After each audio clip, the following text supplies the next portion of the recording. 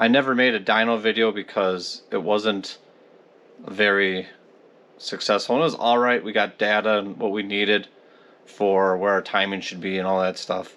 But I brought KO Racing out, and Chris came out and tuned my car, and we went to the dyno, but we never got like a big power number. So I never made a video at the end, but I decided I'm going to make one. I'm here making one. So here's footage from back on September 24th.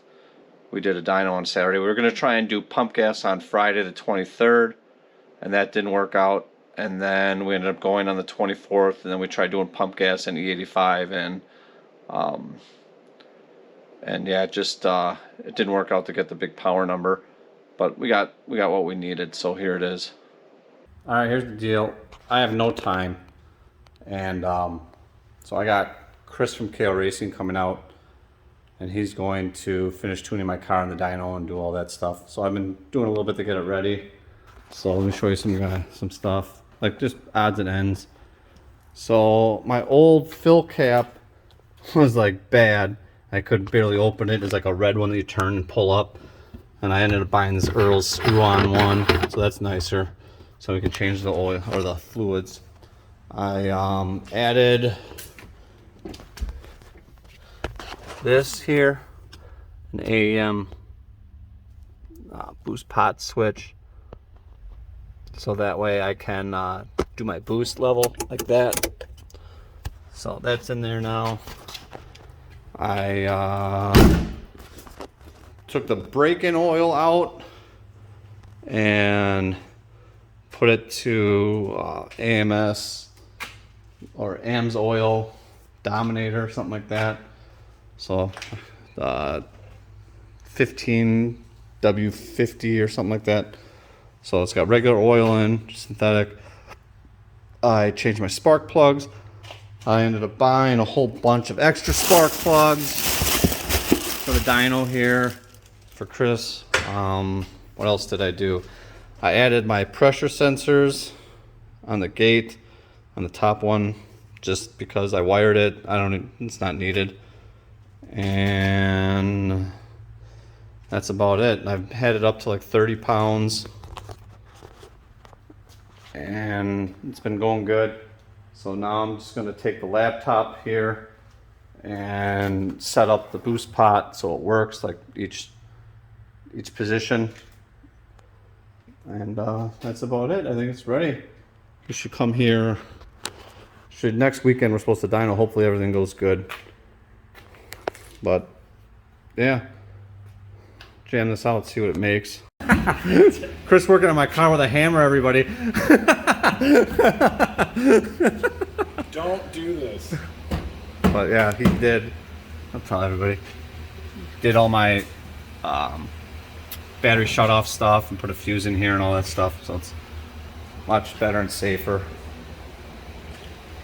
And yeah, he's about to redid this because this wasn't the cleanest that I had. Put a new power wire to the starter, actually put in that Amphenol connector together. Time to go.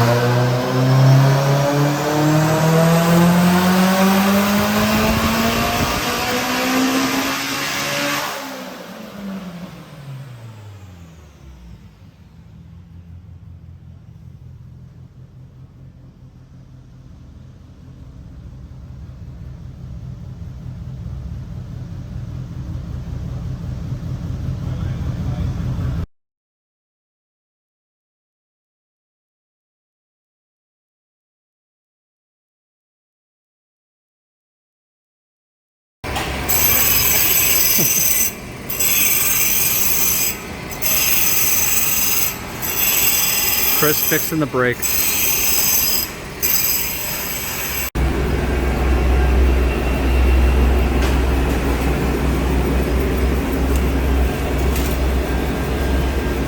Get it all fixed up.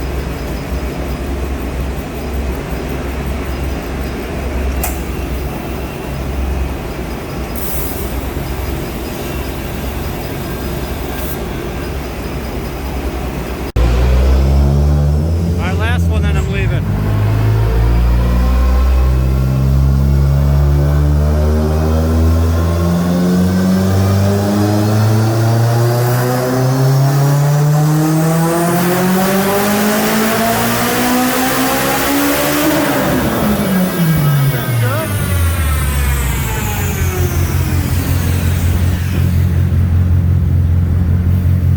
Red one? Oh, okay. Boost went down.